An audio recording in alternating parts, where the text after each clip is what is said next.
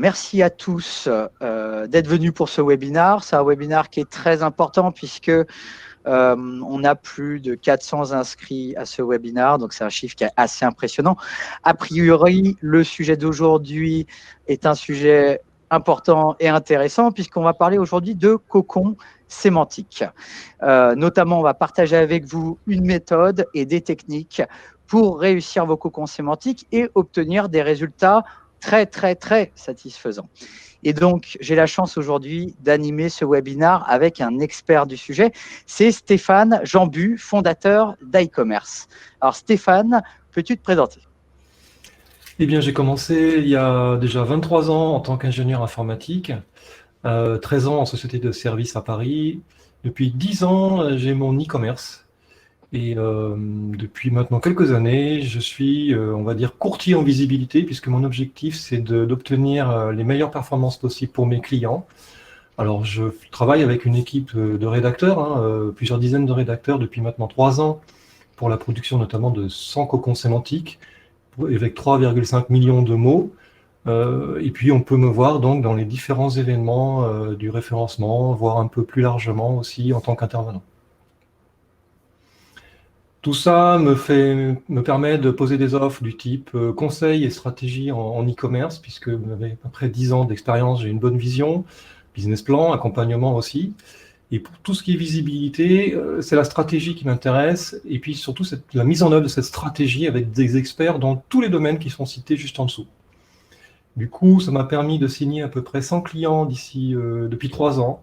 Alors j'ai mis quelques logos, les principaux, les plus connus bien sûr. Il y en a beaucoup d'autres des moins connus, donc des petits sites, c'est pas un problème, des petits budgets, des moyens budgets, des gros budgets. Et le tout en français bien sûr, en espagnol et en anglais américain, UK notamment pour les cocons. Et pour ma part, je suis Nicolas Nguyen, donc cofondateur de Réputation VIP et de SMJ. Je suis expert SEO depuis 10 ans. J'ai eu la chance de remporter le concours SEO de 2010 et vous me retrouverez également dans certains événements SEO comme le SEO Camp, le Searchway ou encore le Web Today. Pour dire 3 mots sur Réputation VIP, qui on est une agence SEO technologique, donc avec une forte approche R&D. On accompagne des clients de type PME, de type grand compte, avec des belles marques comme le Livre Scolaire, qui est une très belle start-up, Massif, Uber, Burger King, sur les 3 piliers du SEO, donc le technical, le content et le netlinking. Et pour dire 2 mots sur SMJ, SMJ, c'est une plateforme SaaS que nous avons lancée cette année. On a la chance d'avoir des super clients qui les utilisent aujourd'hui, comme Cdiscount, La Vie Claire et Studirama. Et en gros, SMJ leur permet tout simplement de planifier, d'optimiser leur contenu et de mesurer les gains grâce à leur stratégie de contenu, notamment grâce à de l'IA. Donc, n'hésitez pas à nous faire une demande de démo si vous ne connaissez pas encore SMJ. Et donc, nous avons décidé aujourd'hui de faire un webinaire sur les cocons sémantiques, notamment en voyant certaines marques crever le plafond et obtenir des croissances de trafic SEO tout simplement formidables. Ici, je vous montre 2 exemples. À ma gauche, nous avons Legal Start qui est passé en 4 ans de 0 à 450 000 de trafic SEO mensuel. Et de l'autre côté, on a Mano Mano sur le même type de croissance avec des chiffres un peu plus gros, puisqu'en 2016, Mano Mano faisait 0 de trafic SEO et aujourd'hui, ils font 5 millions de trafic SEO mensuel. Et j'ai eu la chance de pouvoir échanger avec leurs responsables SEO, notamment sur leur stratégie SEO. Et donc, pour les deux, l'un des gros leviers de cette croissance SEO, c'est notamment grâce à leur stratégie de contenu ultra poussé. Puisque d'un côté, on a Legal Start qui, en 3 ans, a créé 1500 contenus. De l'autre côté, on a Mano Mano qui a réalisé 1300 contenus experts. Donc là, par contenu, typiquement, côté Mano, on va être sur du guide d'achat, du tutoriel, par exemple. Alors justement, quand on zoome sur la stratégie de contenu, typiquement, ce qu'on va pouvoir voir, c'est que Mano Mano est premier sur Google, en général, quand vous tapez le mot-clé « perceuse ». Et là, le résultat qui sort, c'est quoi? C'est une catégorie produits qui listent les produits perceuses. Et quand on va analyser justement ce qui se trouve derrière, avec des outils par exemple comme Ahref, comme SEMrush, eh bien on va voir que derrière cette catégorie perceuse, eh bien cette catégorie est poussée à travers du maillage interne depuis 40 pages conseils. Par exemple, comment choisir sa perceuse, comment choisir ses forêts. Donc là, on est dans du guide d'achat et on a aussi du tutoriel de type comment poser une cheville dans du placo. Et donc là, on se retrouve avec ces 40 pages conseils autour d'une même thématique. Et donc en SEO, on appellera ça un topic cluster en anglais. Et en français, on en parlera beaucoup plus souvent de cocon sémantique. Alors justement, Stéphane, est-ce que tu peux nous expliquer ce qu'est un cocon sémantique? Alors les cocons sémantiques, moi j'y ai été confronté en tant que e-commerçant dès 2010, puisque je me suis lancé dans le bijou et dans les montres sur Internet, notamment les bijoux ethniques. Et il y avait un site qui prenait toutes les premières positions sur les mots-clés des bijoux ethniques.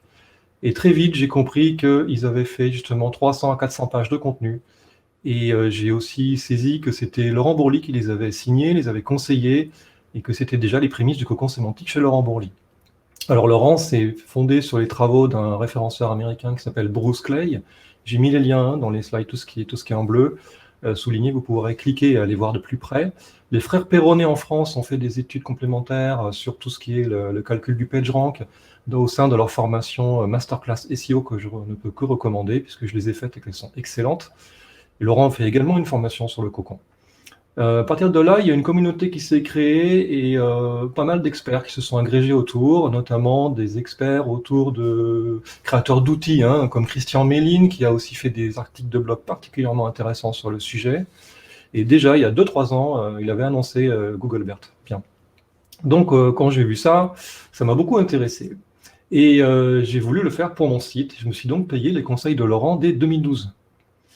Et j'ai fait mes premiers cocons. Alors, on peut voir en haut à droite un site mal organisé, on va dire un site classique. C'est les solutions CMS habituelles qu'on a, comme PrestaShop, Magento, WordPress. Il y a des liens dans tous les sens.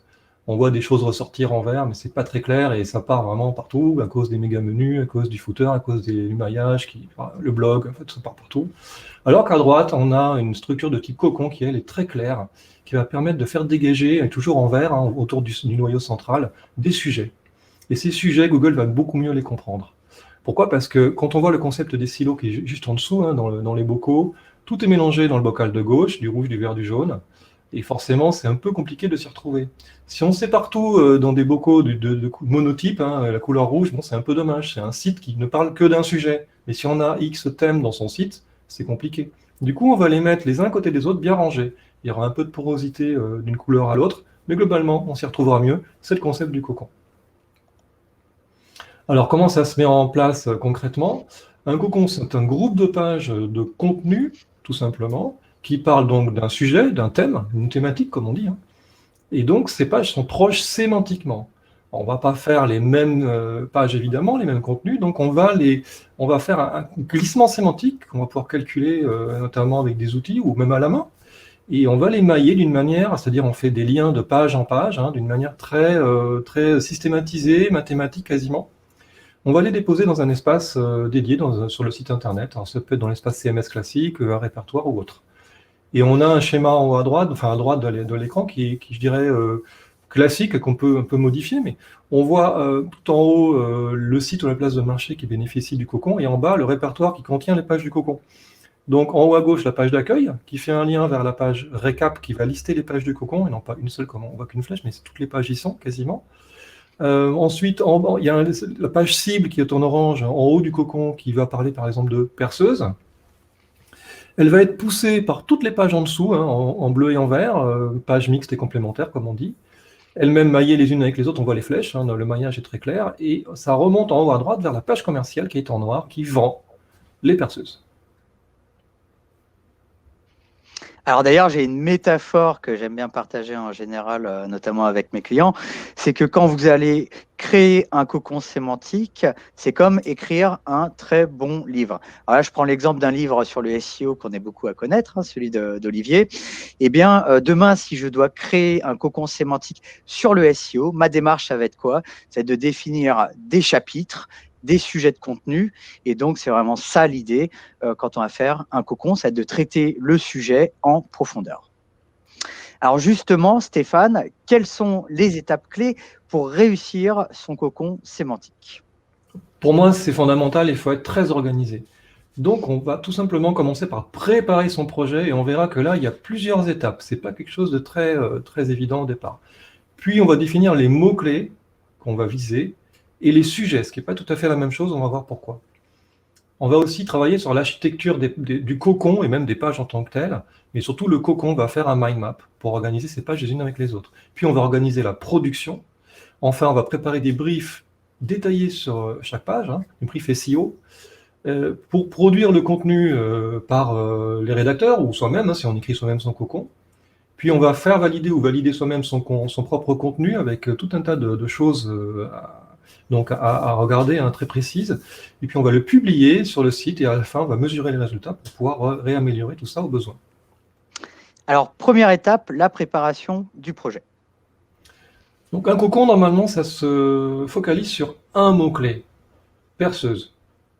Après, il peut y avoir plusieurs sujets connexes et un cocon peut éventuellement adresser plusieurs pages d'atterrissage avec un seul cocon, donc, mais ça reste encore un peu, voilà, c'est à voir, hein, cas par cas. Pourquoi? Parce qu'un e-commerce, en général, ce qu'il veut, et même un site classique, hein, vitrine, il pousse une offre, il pousse une catégorie de produits, voire un produit phare. Et c'est lui qu'on veut faire remonter dans les pages de recherche de Google face à la concurrence. Si on a des thématiques un petit peu plus sensibles, ça dépend du métier. Et quelque part, ça s'étudie aussi au cas par cas, parce qu'en B2B, ça peut être très difficile, hein. Des fois, on m'approche avec des métiers qui sont, pour le coup, pas très connus ou pas très recherchés sur Internet. Et on peut arriver au stade où je dis, bah, écoutez, non, un cocon, c'est pas pour vous. Ce qu'il vous faut, c'est des leads, de la porte de leads, et on va chercher un autre expert pour faire ça. Du coup, quand on sait quelle thématique on veut aborder ou quel mot-clé principal, on va regarder la concurrence. Donc, on sait quelque part d'où l'on part, hein. On peut être classé 25e, 50e, 70e ou pas du tout. On sait contre qui on va se battre et où on veut aller. Normalement, c'est le top 3. C'est là que ça se passe, c'est là qu'il y a l'argent, on va dire, c'est là qu'il y a le plus de visites. Donc, j'ai grisé à gauche les noms des domaines des sites internet, mais pour chaque site internet, on va faire un tableau relativement simple. On va extraire les KPI, hein, les chiffres classiques qu'on trouve dans les outils de type SEMrush et SEObserver par exemple, et on va les mettre dans ce tableau avec des couleurs. Voilà. Donc quand c'est vert, c'est cool, c'est pas trop compliqué à battre. Et puis quand, alors ça dépend parce que par exemple, oui, non, c'est l'inverse. En rouge, on est plutôt pas fort, et vert, ça va être très fort. Donc attention à cela. Et ici, on voit, ben, on a le nombre de mots-clés placés sur le top 100, on a le nombre de pages dans l'index de Google, le Trust Flow, Citation Flow, des choses qui vont avoir un rapport avec la popularité, donc le contenu et le SEO global du site. Donc on sait à peu près contre quoi on va se battre. À partir de là, on va pouvoir déterminer, l'idée c'est de déterminer un budget, un effort.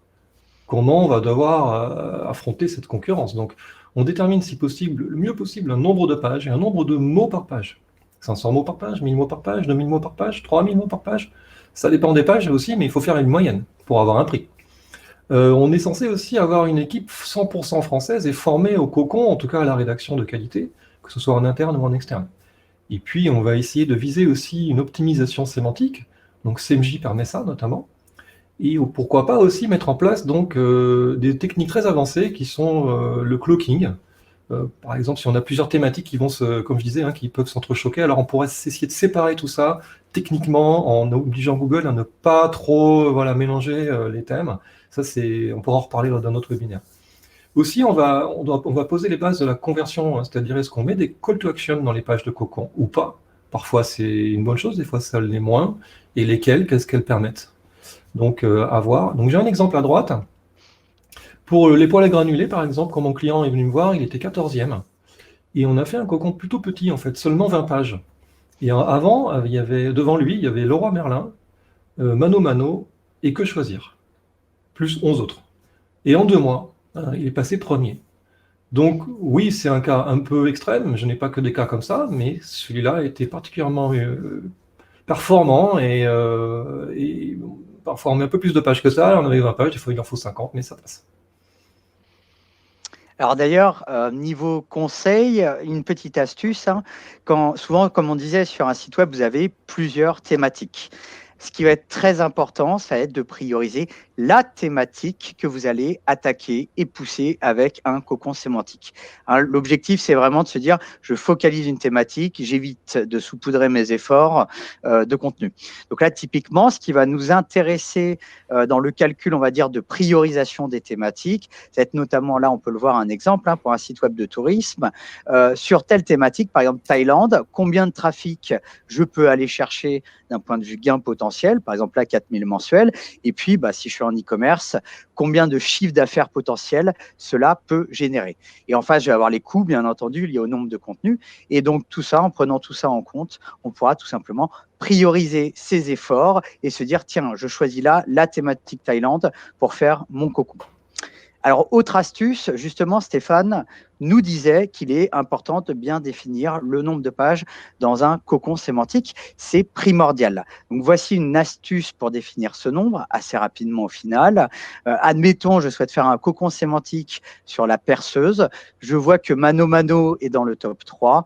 Eh bien, c'est simple. Via Ahref, via l'outil meilleure page, je peux, en filtrant, par exemple, sur perceuse percée, identifier très rapidement leur page conseil sur le sujet. Et donc là, je vois quoi? Je vois que Mano Mano a fait 54 contenus qui ont un rapport avec les perceuses. Donc quand je vais faire mon cocon, je vais faire plus, par exemple, 60, 75.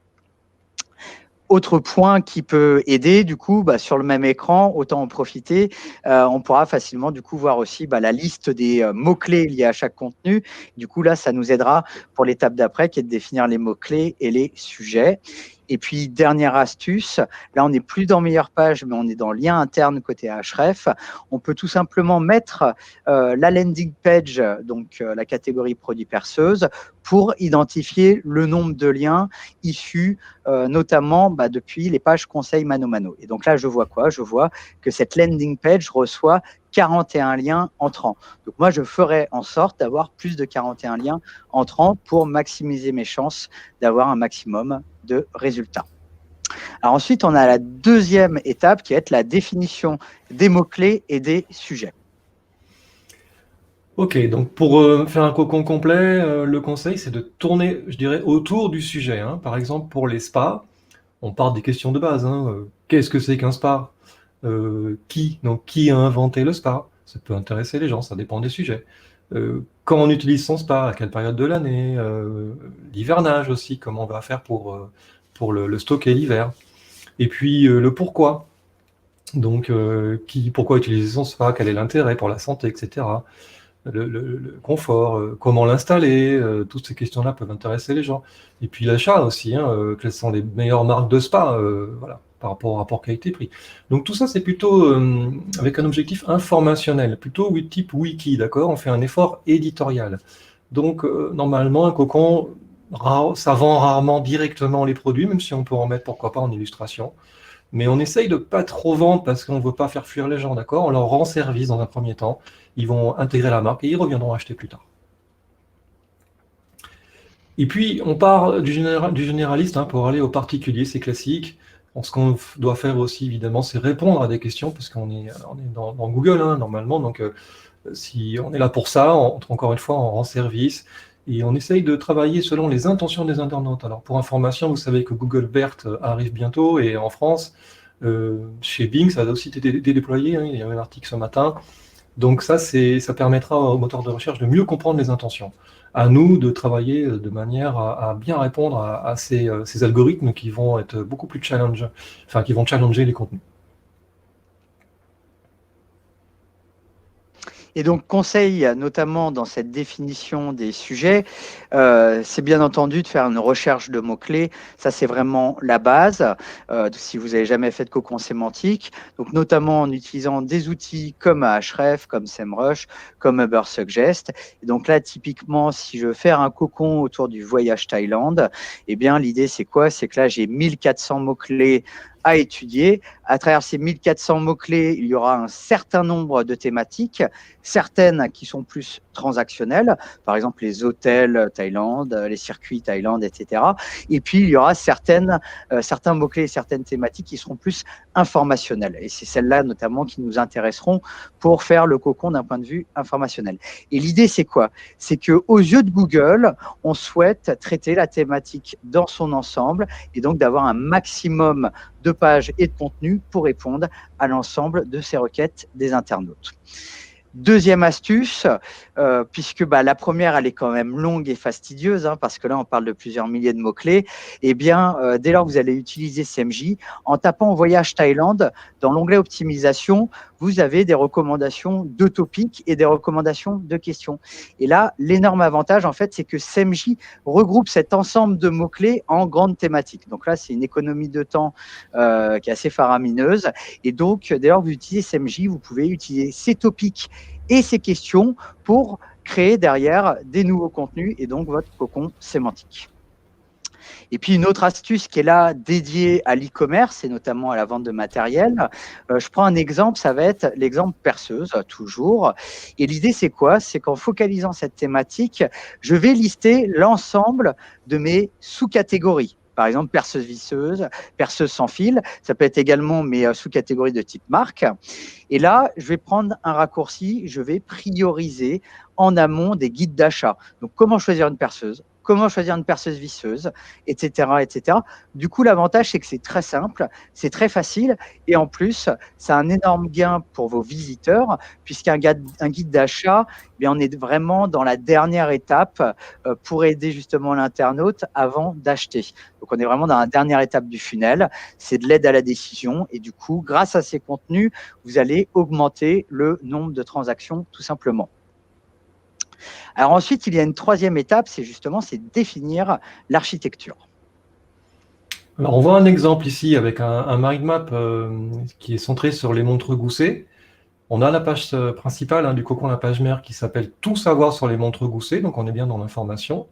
On va se poser des questions sur quelles sont les formes de montres Gousset en premier, un peu plus bas, quelles sont les caractéristiques des montres Gousset, et on a des pages dédiées sur la liste des éléments d'une montre.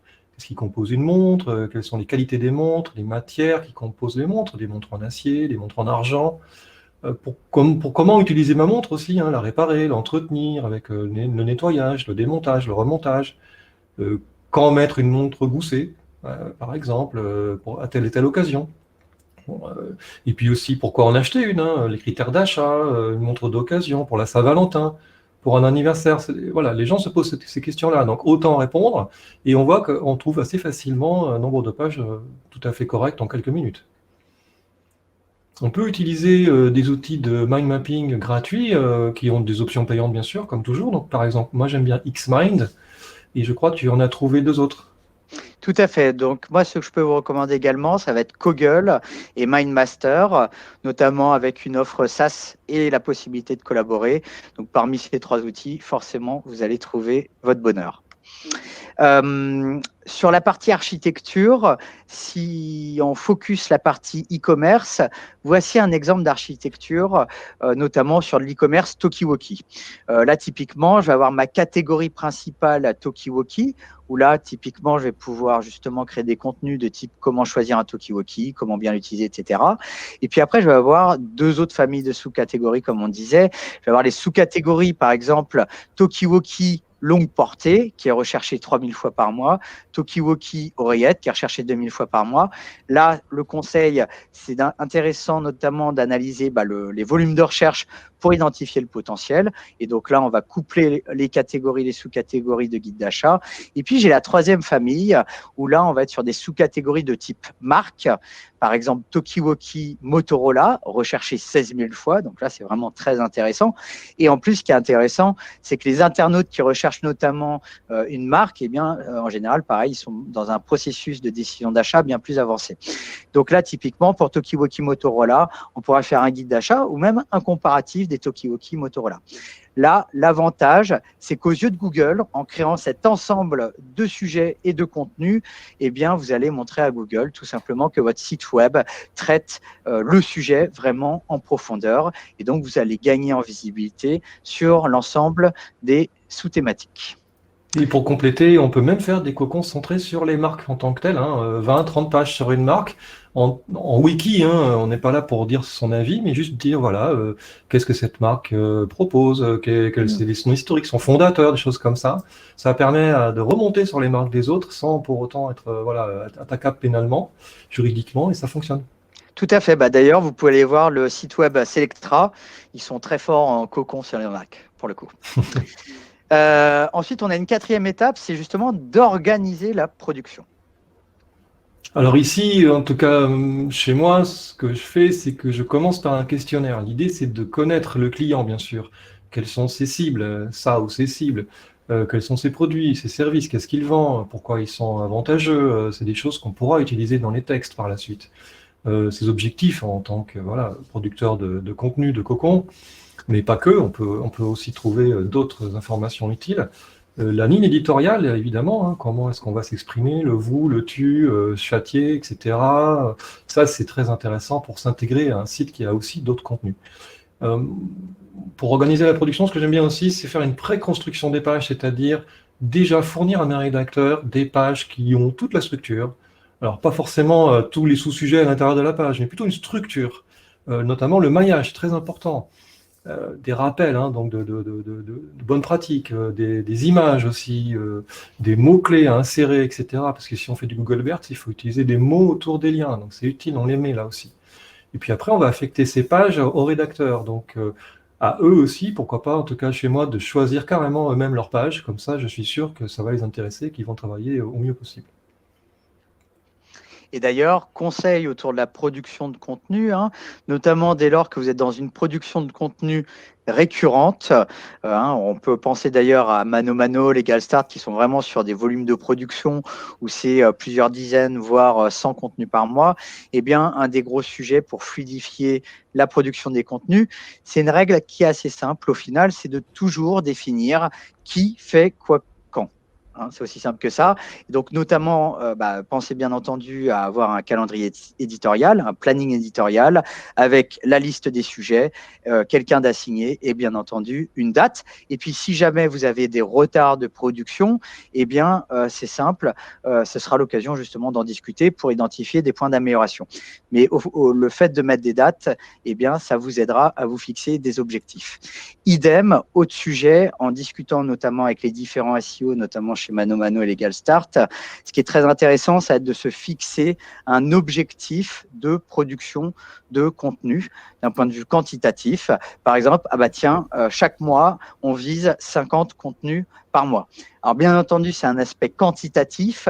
La qualité est importante. La méthode derrière pour faire des contenus de qualité est très importante. Mais ça, on va le voir juste derrière.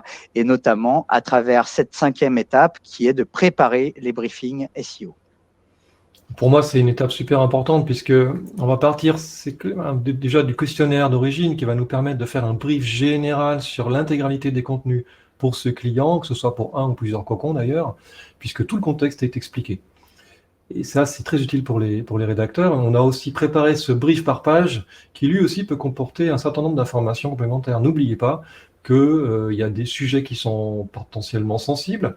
Vous pourriez très bien donner des sources, des pages sources, des sites, des livres, des interviews, des vidéos externes ou internes à votre entreprise qui pourront alimenter les rédacteurs pour mieux connaître le sujet et savoir comment le traiter avec vos contenus à vous, quelque part votre expertise, parce que le cocon sémantique, c'est la mise en œuvre de l'inbound marketing.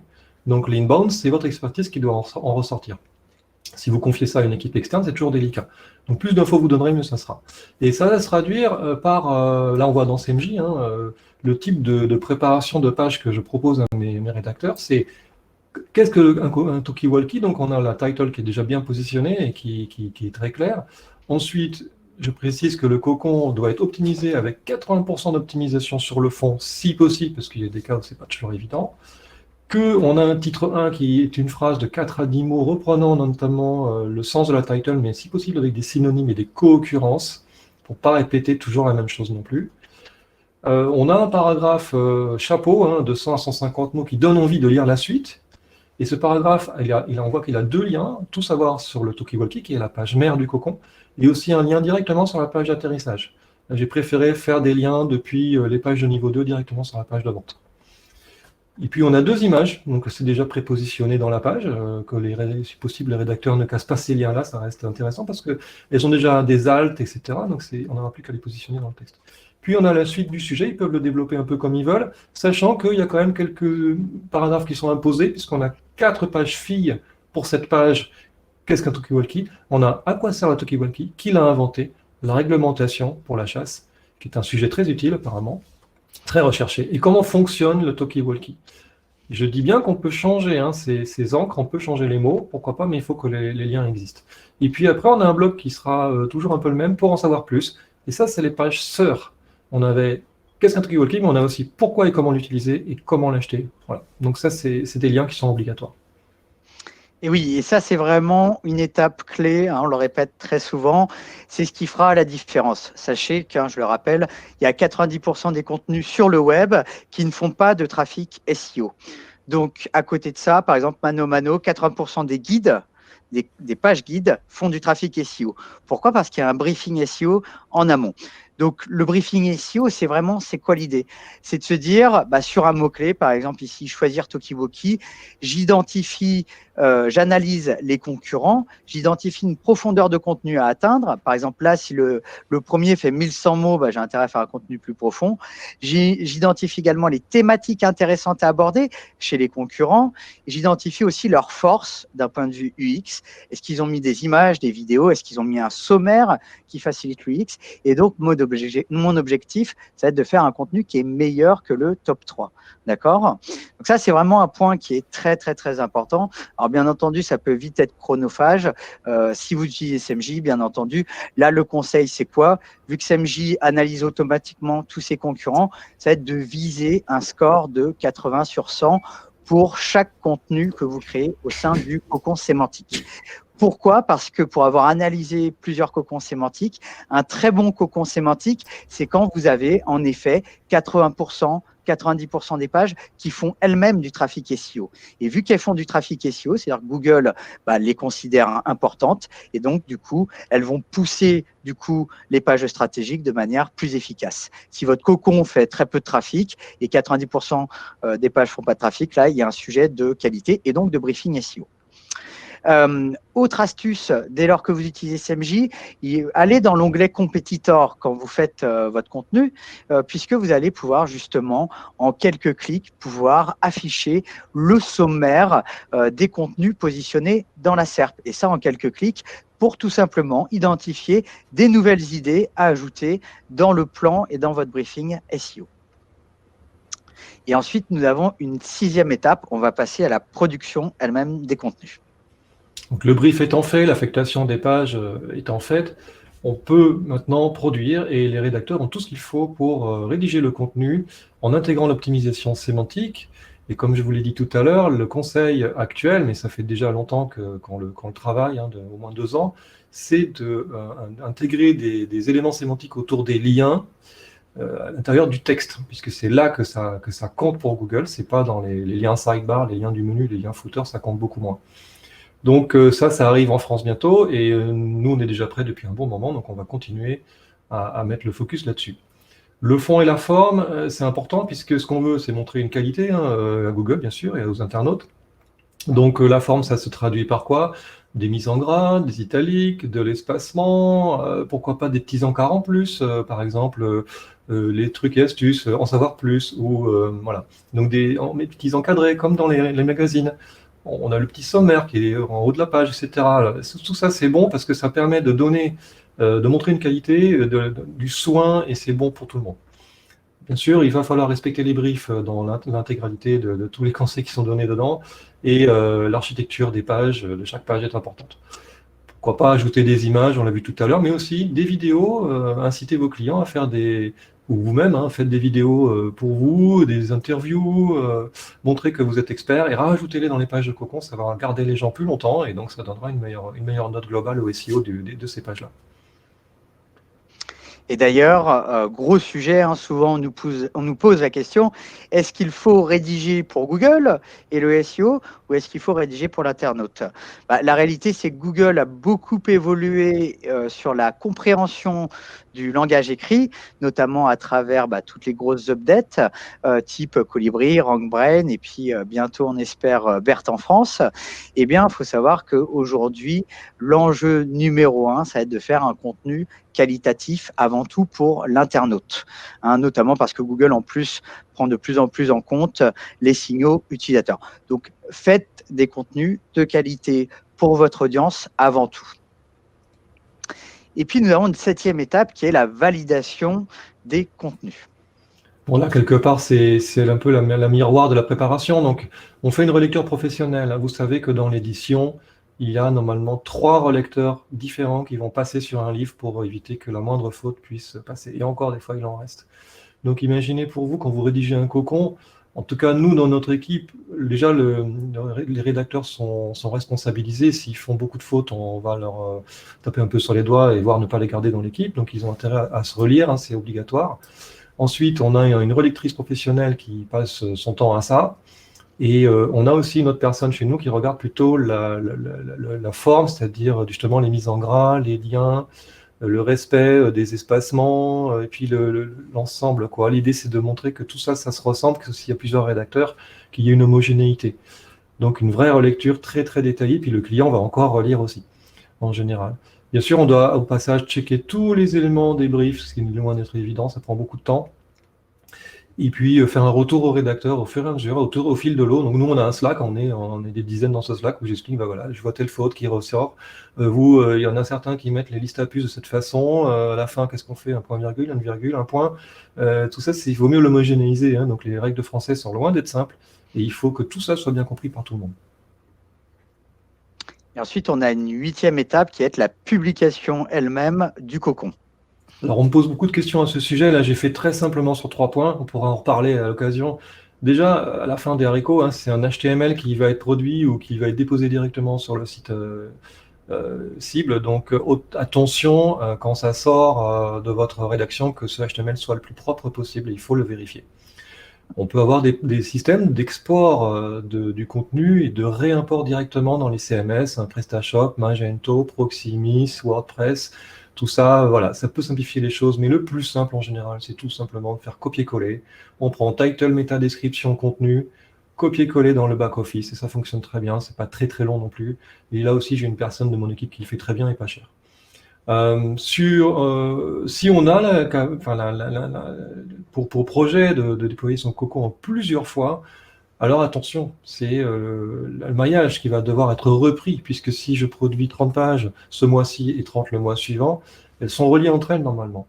Donc le premier mois, il va manquer des liens, on va devoir les remettre quand on rajoutera les 30 pages qui manquaient en quelque sorte, etc. Pour moi, c'est un surcoût qui est important et qui est générateur d'énormément d'erreurs. J'ai tendance à tout publier d'un coup, sauf si c'est 200 pages, mais même 100, 150 pages, voilà, c'est fait en 2, 3, 4 semaines. C'est déposé sur le site du client, ça fait une masse de contenu de qualité d'un seul coup et Google est content, ça se passe très bien.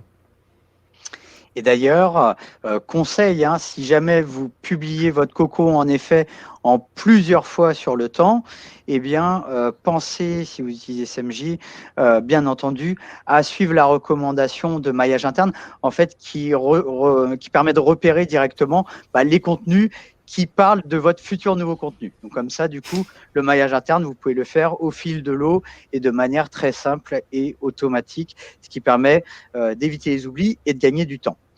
Alors, autre astuce, si vous êtes en e-commerce, ça va être de mettre en avant vos guides d'achat. Là, je vous montre un exemple.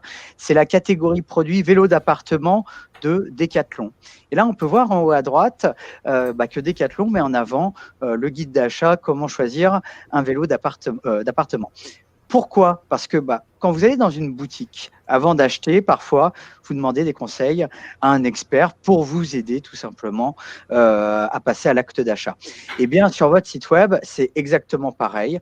En plus, vous avez investi en temps, en argent et en expertise aussi pour faire un guide d'achat vraiment au top, eh bien, mettez-le en avant directement dans le parcours utilisateur de vos prospects et de vos clients, donc au moment de la catégorie produit. Alors, autre conseil que je peux vous donner, c'est de l'autre côté du miroir, c'est au niveau du guide d'achat. Ça va être notamment de mettre en avant directement dans la guide d'achat les produits. Par exemple, là, on peut voir, pour un de nos clients, il a un guide d'achat bien choisir son autocuiseur, qui fait d'ailleurs beaucoup de trafic. Et à un moment donné, il va lister ses produits en rapport avec le guide d'achat. Et là, ce que je peux vous dire, c'est dès lors que vous mettez en place ce listing produit, eh bien, tout simplement, ça va booster les transactions et donc le chiffre d'affaires initié par ce guide d'achat. Pourquoi? Parce que rien que ce guide d'achat, bien entendu, capte lui-même du trafic SEO. Donc pensez-y, ça c'est du chiffre d'affaires pour pas cher. Et puis nous avons une deuxième et dernière étape qui est la mesure des résultats. Alors là, on peut aller assez loin, puisque quand on a déposé le cocon sur le site, on peut reprendre des outils pour aller voir le calcul du PageRank qui a été, qui est diffusé du cocon vers les pages d'atterrissage, notamment avec des outils comme Visiblis, Screaming Frog, avec Gephi. C'est un couple d'outils qui fonctionnent ensemble. C'est pas très facile, mais ça marche assez bien. Ça nous permet parfois de vérifier qu'on a bien travaillé et pourquoi pas de retoucher un peu le maillage. Alors, que ce soit avec ou sans outils, puisque si on se rend compte que le cocon a moins d'impact que l'on pensait, il va falloir probablement retravailler tout ça, alors notamment par le maillage, puisque c'est très sensible. Et si vous regardez des articles qui parlent de ça, avec Screaming Frog et Gephi notamment, vous aurez quand même des choses très surprenantes. Des fois, 1, 2, 3, 4 liens à l'intérieur du cocon peut changer la répartition du PR et le réorienter beaucoup plus efficacement. Après, on a les possibilités, bien sûr, d'ajouter des pages au cocon existant, d'enrichir les pages existantes avec des nouveaux contenus, et puis d'optimiser le contenu et passer, non pas, mettons, de 80 d'optimisation à 100% d'optimisation. C'est un travail important, ça peut être utile. D'ailleurs, dans la mesure des résultats, personnellement, le conseil que je peux vous donner, ça va être notamment de suivre la position sur vos mots-clés stratégiques. Stéphane nous conseillait au début justement un cocon égale un mot-clé. Et bien là, pour vous montrer un exemple, pour un de nos clients massifs, pour qui on a à la fois optimisé des contenus existants autour de la complémentaire santé et créé des nouveaux contenus, le tout avec SMJ, eh bien, on peut voir que grâce à cette action de cocon sémantique, on a eu des résultats qui sont extrêmement, j'ai envie de dire, positifs, puisqu'on est sur un mot-clé extrêmement difficile. On est passé, c'est simple, de la 3e page au top 3 sur le mot-clé complémentaire santé. Donc, le suivi du mot-clé principal lié au cocon permet, en un clin d'œil, au final, de voir également la performance du cocon, puis également derrière de le transmettre à la direction pour montrer les résultats. Autre astuce, ça va être ensuite de mesurer l'ensemble des performances du cocon sémantique. Là, par exemple, pour un de nos clients, c'est un petit cocon de 16 contenus. Et là, on mesure tout simplement le trafic de ces 16 contenus. Alors, ça peut être du trafic, ça peut être des conversions, ça peut être également, bien entendu, du chiffre d'affaires. Comme je disais, c'est important quand vous allez faire votre cocon sémantique que vous ayez un maximum de pages qui font du trafic SEO pour que le cocon fonctionne. Et puis, comme disait Stéphane, quand on publie un cocon, c'est pas fini, puisqu'on va pouvoir revenir à 6 mois après, 12 mois après. Beaucoup de choses auront changé. Il y aura peut-être des nouveaux contenus sur les SERP, il y aura peut-être des nouveaux mots-clés tapés par l'audience, des nouvelles questions tapées par l'audience. Et donc, en mettant à jour toute l'optimisation à faire, alors que ce soit manuellement ou à travers SMJ via la mise à jour du Content Score, il sera très intéressant de réoptimiser vos contenus pour, avec peu d'efforts, au final, aller chercher beaucoup plus de gains de trafic.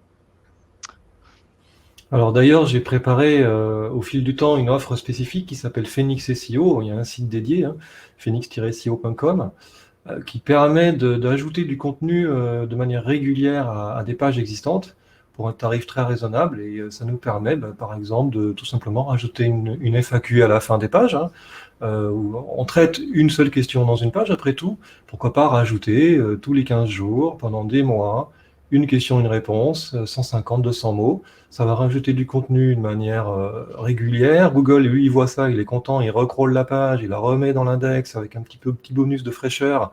Et petit à petit, ça monte, ça monte, ça monte pour quelque chose de tout à fait simple. Et en plus, ça permet aussi d'aller chercher du trafic directement, puisque quand les internautes vont taper pile poil les requêtes qui sont dans ces questions-là, la page va ressortir. Donc elle ressortira sur une infinité de questions au fur et à mesure qu'on rajoutera ces petits éléments d'FAQ.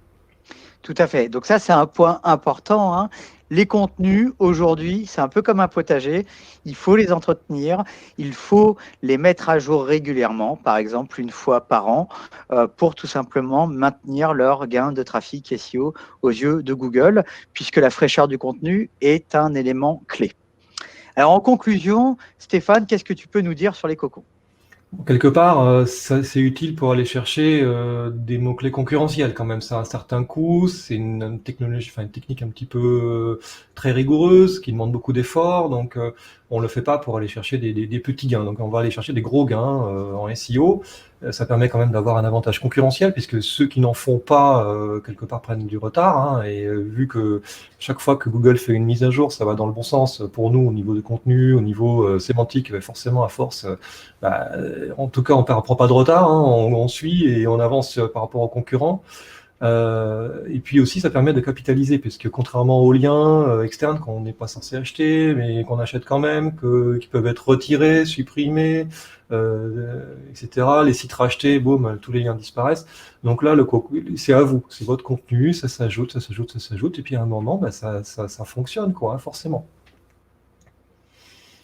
Par contre, j'ai tendance à penser, et c'est pour ça que j'y suis venu petit à petit, hein, je ne faisais que du cocon pendant 2 ans, mais maintenant, depuis plus d'1 an, je fais des stratégies intégrales SEO avec toute une kyrielle d'experts, et notamment Reputation VIP. On faut intégrer le cocon dans une stratégie complète. Voilà, donc ça veut dire la technique, le contenu et la popularité. Il faut tout penser, l'analytics, la conversion, tous ces sujets sont super importants. C'est pas juste le cocon qui va faire le résultat, c'est pas suffisant, il va falloir travailler un peu tout ça. Moi, quand même, on va essayer de faire simple et d'efficace, hein, c'est-à-dire, ce n'est jamais que de la production de contenu utile, hein. On fournit du contenu en tant que réponse à un moteur de réponse qui est Google maintenant, et on va pas non plus en faire une ingénierie incroyable. Et puis, on a la capacité de tester. Il n'y a pas une seule méthode pour faire des cocons, il y en a plein, on peut faire varier les maillages, le nombre de pages, le volume de mots par page, etc., le look des pages, leur compte. Voilà, donc c'est des choses qu'il faut aussi faire un peu au cas par cas, et les sites vont répondre différemment en fonction de leur contexte à eux. Donc à vous de tester et d'avancer comme ça. Et pour ma part, les 3 conseils que je peux donner, le premier, ça va être de vraiment focaliser les efforts. Donc, vous choisissez une thématique et vous déployez un cocon de la bonne taille, hein. L'idée, c'est quoi? C'est d'éviter tout simplement de saupoudrer les efforts et de vraiment orienter la puissance sémantique sur une thématique. Deuxième conseil, quand vous allez faire un cocon sémantique, il ne s'agit pas de balancer, par exemple, 30 contenus pour Google. Non, ce n'est pas le sujet. On est sur une approche content marketing, donc vous allez faire 30 contenus de qualité, donc du content marketing. Et l'idée, c'est quoi? Ça va être tout simplement de faire des contenus meilleurs que les concurrents. Et puis, le troisième point, qui est un point important, c'est de démontrer les gains, notamment à votre direction, pour débloquer davantage d'investissements. Quelque chose qui m'a marqué, c'est en discutant avec les responsables SEO de Mano Mano, Legal Start et d'autres, c'est qu'à chaque fois, en amont, vu qu'ils sont sur des stratégies de contenu de plusieurs centaines, voire plus de 1000 contenus, eh bien, la direction à la base est convaincue du ROI. Et donc, c'est pour ça qu'ils ont réussi à mettre en place ça. Voilà, il y a forcément un sujet d'évangélisation de la direction à un moment donné, et les gains, en général, c'est plutôt une bonne approche. D'ailleurs, à ce sujet, j'ai écrit un article qui va sortir dans les prochains jours sur le Journal du Net, puisque c'est un effort important, c'est sur le calcul du ROI du SEO, c'est très difficile. J'ai fait un article de 1800 mots et il va sortir bientôt avec une méthode de calcul du ROI et qui peut s'appliquer, d'ailleurs, que j'ai fait pour le cocon de certains gros sites. Ça a marché, les clients se sont rendus compte que finalement les gains devaient venir, et on va voir comment dans cet article. Allez, ça va être un article super important parce qu'un cocon, c'est un investissement important. Donc forcément, derrière le sujet, c'est quoi le ROI? Et donc là, ça sera très intéressant en effet de le lire. Alors d'ailleurs, si vous souhaitez aller plus loin sur les stratégies de contenu, le content marketing, le SEO, sachez qu'il y a de nombreux webinars et de nombreux livres blancs que vous pouvez aller télécharger directement sur le site de CMJ. Autre point d'ailleurs, c'est que CMJ en ce moment, on est en train plutôt d'exploser les compteurs. Donc si vous connaissez des gens qui sont experts en SEO, experts édito ou développeurs, sachez qu'on recrute. Donc n'hésitez pas à leur transmettre nos offres qui sont disponibles sur notre site web. Et puis un dernier point, c'est si vous n'utilisez pas encore CMJ et que vous pilotez une stratégie de contenu, n'hésitez pas à faire une demande de démo. Ça nous fera très plaisir de vous montrer comment SEMJ vous permet d'accélérer votre stratégie de contenu et d'obtenir plus de trafic SEO. Je rappelle, des marques comme Cdiscount, La Vie Claire ou encore Studirama l'utilisent aujourd'hui. Eh bien, c'est la conclusion de ce webinaire. Stéphane, je tiens à te remercier d'avoir animé ce webinaire avec moi. C'était un réel plaisir. Un gros merci à tous pour votre attention et je vous propose maintenant qu'on fasse quelques minutes de questions-réponses. Merci à toi aussi, Stéphane. Merci. Un gros merci. Alors, on va regarder les questions. Alors, voyons voir. Ça charge. Ça charge. Ah, oula. Alors, en question, nous avons beaucoup de questions. Alors, on va commencer par les premières questions. Donc, Gégis qui nous pose la question. Alors, attendez, juste je vais l'afficher en gros. Alors, c'est assez mal foutu parce que je ne peux pas avoir la question en grand. C'est pas grave. Mis à part l'étude de la concurrence pour savoir combien ils ont fait de contenu pour une thématique donnée, ok. Utilisez-vous d'autres arguments pour décider du volume d'un cocon sur un sujet donné? Si le budget ne peut pas suivre, il faut pouvoir proposer une entre deux. Toi, là-dessus, pour justement dans les arguments pour définir la taille, quel conseil tu peux donner, Stéphane? Définir un entre-deux. Bien sûr, on me dit souvent, j'ai envie de faire un cocon de test. Voilà, j'ai pas les moyens de faire le cocon qu'on pense être nécessaire de 70 pages. J'ai les moyens pour 35 pages.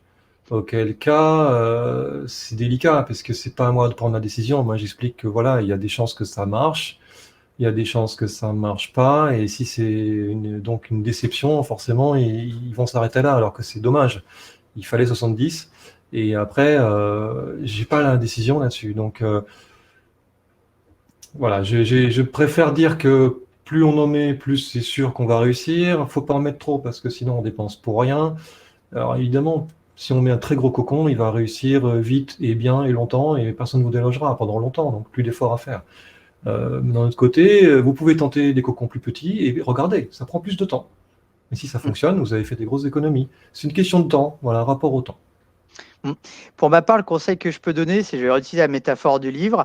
Si demain, vous faites un livre sur une thématique et il fait 3 pages, alors qu'il y a un concurrent qui a un livre très profond de 70 pages, vous n'allez pas faire beaucoup de ventes sur Amazon. Donc moi, l'idée, c'est de dire quoi? C'est soit on se donne les moyens d'aller chercher des gros gains. Les gros gains, ça se passe où? Ça se passe dans le top 3 de Google, d'accord? Ça ne se passe pas en bas de première page Google. Donc, soit la thématique est trop concurrentielle, et donc dans ce cas-là, oui, il y a un coût important sur le cocon. Donc, ok, soit on peut investir, soit on ne le fait pas. Du coup, soit on choisit une autre thématique qui est moins concurrentielle, mais au moins, on arrive à aller dans le top 3 pour avoir des super gains. En tout cas, moi, c'est ma position aujourd'hui sur le sujet. Ensuite, nous avons une question de Frédéric. Pour constituer vos cocons, est-ce que vous utilisez la proximité entre les mots-clés? Pour les construire? Pour les constituer et les construire, j'imagine. Les constituer, ok. Oui, bien sûr, proximité dans le sens, les outils nous aident là-dessus, CMJ nous aide, donc oui, on regarde, on commence par le thème principal, et petit à petit on déroule, on part des questions de base, et on regarde les affinités. Déjà, le client nous dit si ça c'est bon pour lui, les rédacteurs s'ils pensent qu'ils vont pouvoir trouver de la matière, et puis tout ça combiné avec les outils qui nous disent tu devrais rédiger là-dessus et là-dessus et là-dessus. Donc c'est quand même un mélange subtil de technique et d'humain, hein. Oui, il faut le faire. Tout à fait. Bah, par exemple, si vous faites un cocon sémantique sur la Thaïlande, a priori, à un moment donné, ça va être intéressant de parler des grandes villes et des grandes îles d'un point de vue destination. Donc, en effet, la proximité sémantique, forcément, est important. Ensuite, au niveau du maillage d'un cocon sémantique, j'ai tendance à ne pas linker la page mère depuis les pages filles, dans le cas où l'objectif est de référencer les pages filles et non la page mère. Qu'en pensez-vous? Alors là, j'ai du mal à comprendre parce que si la page mère n'a pas de lien des pages filles, elle est orpheline. Auquel cas, quelle est son utilité? Ou alors, il y a une confusion entre page mère et page d'atterrissage qui est la page de vente commerciale. Bah, moi, ce que je comprends, c'est qu'il y a la page d'en haut qui fait des liens vers les pages d'en bas, mais les pages d'en bas font pas de lien vers la page d'en haut. Ouais. Quel est ton avis?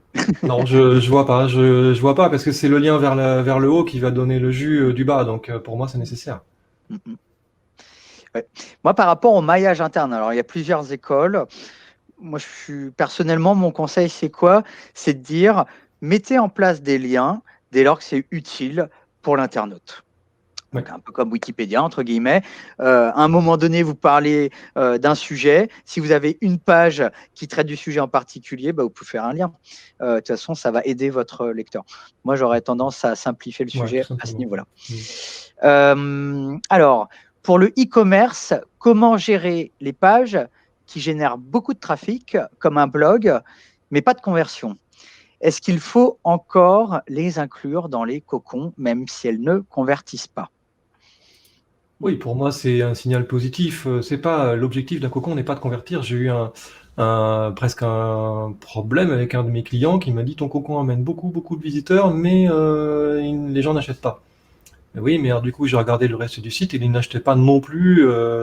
S'ils venaient directement sur la home, ils n'achetaient pas non plus avec la pub Google AdWords, hein. Donc à partir de là, c'est le site qui avait un problème de conversion. C'est pas le cocon en tant que tel. Et je lui ai démontré la vérité parce que en fait, sur les pages du site classique, il y avait 1 minute en moyenne de passage des visiteurs et sur le cocon 4 minutes 30 sur toutes les pages en moyenne. Donc les gens lisaient l'intégralité. Alors oui, il y avait un taux de rebond élevé, mais ils partaient parce qu'ils avaient la réponse à leurs questions. Le taux de rebond, le vrai taux de rebond, c'est je pars, mais je vais voir une autre page, un autre site pour la même question. Et là, ça veut dire que votre page n'a pas plu à l'internaute parce qu'il est allé voir la concurrence. Mais ça, on ne le sait pas. Seul Google le sait. Du coup, on ne peut pas tirer de conclusion directement de pages en tant que telles. Il faut tirer parti des pages qui font du trafic, peut-être en les ramenant effectivement. Déjà, on fait des liens vers des pages d'atterrissage pour les booster, avec le PR, hein, le PageRank que ces pages vont amener, mais aussi, pourquoi pas utiliser des call to action en soft conversion. Par exemple, offrir un e-book, une vidéo exclusive, quelque chose, contre un email. Vous captez l'email et là, vous refaites des offres en email et vous recaptez votre visiteur. Oui, il y a forcément un sujet de call to action. Vous avez peut-être un sujet de mots-clés également, parce que vous avez des mots-clés qui sont très loin de l'acte d'achat, des mots-clés qui sont plus proches de l'achat, par exemple, comment choisir, donc, il y a peut-être un sujet de mots-clés également. Pour optimiser la distribution du PageRank, doit-on supprimer le menu de navigation et les liens en footer? Ah, un grand sujet. Alors, selon Laurent Bourly, en tout cas les premières années, il disait oui. Après, il est revenu un peu en arrière. Aujourd'hui, j'ai pas son dernier discours depuis 2019, mais j'ai tendance à dire que j'ai fait les deux. C'est assez compliqué de tout enlever. Déjà, au niveau navigation, ça manque un peu, je dirais, de logique. Après, on peut laisser les liens, mais les cacher à Google avec donc du cloaking. C'est pas forcément interdit si le lien existe et que surtout que le contenu existe, mais on lui dit, bah, n'y va pas. Donc, bon, on peut le faire. Maintenant, est-ce qu'on voit des vrais gains? La réponse se situe peut-être dans les cours des frères Perronnet, hein. Les frères Perronnet nous disent en masterclass SEO que l'algorithme de Google se fonde sur le surfeur raisonnable. Et le surfeur raisonnable, je dirais, c'est comme si on cliquait au hasard sur tous les liens d'une page. sauf qu'on va donner un pourcentage de chance de cliquer sur un lien en fonction de son intérêt. Et notamment, les liens de navigation, menu, footer et sur le sidebar, n'ont pas un intérêt sémantique. Donc Google ne va pas spécialement aller les cliquer et donc ne va pas suivre ces liens. Il sait très bien ce que c'est que de la navigation. Hein, on ne va pas lui expliquer. Donc pourquoi les supprimer finalement? C'est peut-être aller trop loin dans la technique. Alors, on a une autre question qui est un peu en lien. C'est vous, de Pierre Clément. Vous dites de rédiger pour les internautes en priorité et non pas pour Google. Mais quand on voit certaines marques faire du cloaking à grande échelle, afficher une page web à Google et une autre page aux internautes, c'est tout l'inverse. Qu'en pensez-vous?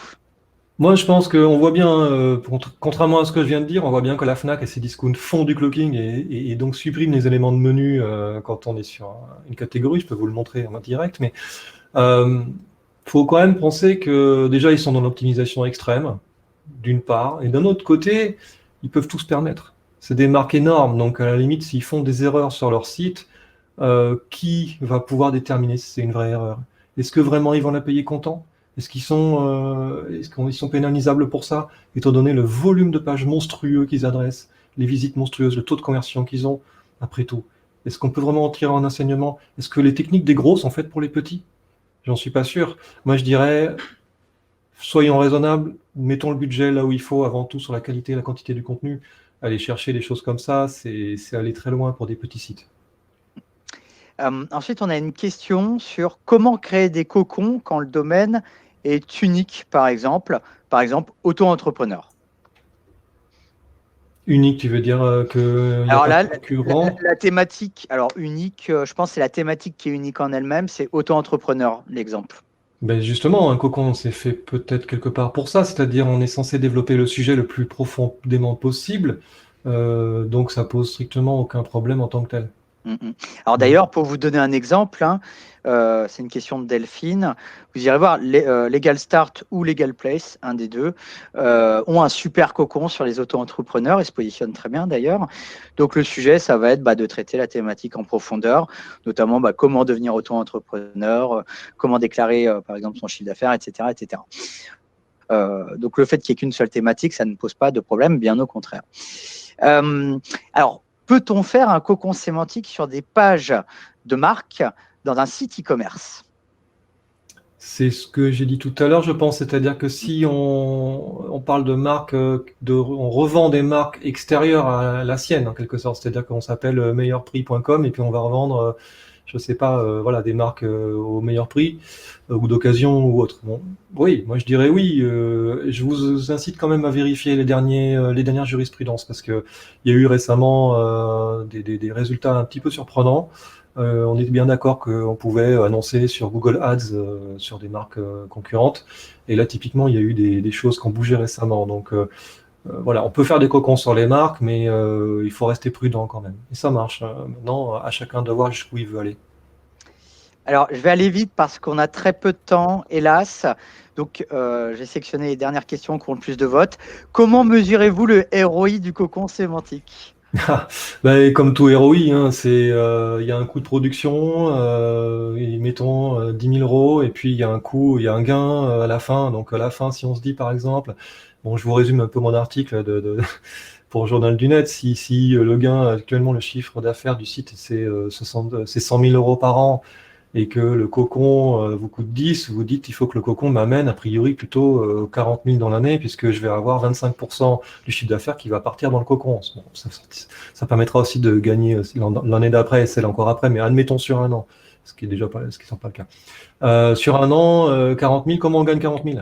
Eh bien, on l'a vu tout à l'heure, hein, tu as annoncé pour certains mots-clés, mettons 30 000 visites.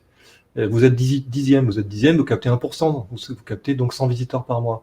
Vous êtes premier, vous captez 30%, donc 3 000. J'ai dit 10 000, hein, c'est ça. Donc, si vous êtes 7 ou 8e seulement, ben, vous allez capter juste un petit peu plus de 500 visiteurs, etc. Donc, vous savez votre taux de conversion. Vous savez combien vous allez faire de chiffre d'affaires. Le panier moyen, vous connaissez votre taux de marge, etc. Donc, vous êtes censé faire, moi, ce que je fais, c'est un calcul simple. Je prends, mettons, 15 mots-clés. Je dis, voilà, vous avez 15 catégories de produits. On va pousser, alors, pour les gros chiffres, hein, pour les gros sites, c'est plus facile. On va pousser les 15, et là, on va en avoir 4 qui vont réussir, 4 qui vont moyennement réussir et 4 qui vont échouer. Enfin, 5, 5 et 5, disons. Et à partir de là, c'est pas trop optimiste. Et si c'est réussir, ça va être même pas dans le top 3, ça va être quatrième, deuxième, cinquième. Bon. Donc, on a des montants de nombre de visites qui sont calculés. Et à partir de là, on peut quand même estimer le chiffre d'affaires que ça va faire. Tout à fait. Et l'avantage, c'est que c'est du chiffre d'affaires récurrent et pérenne dans le temps. Mm. Bon, écoutez, on doit rendre l'antenne parce qu'on a déjà dépassé de quelques minutes.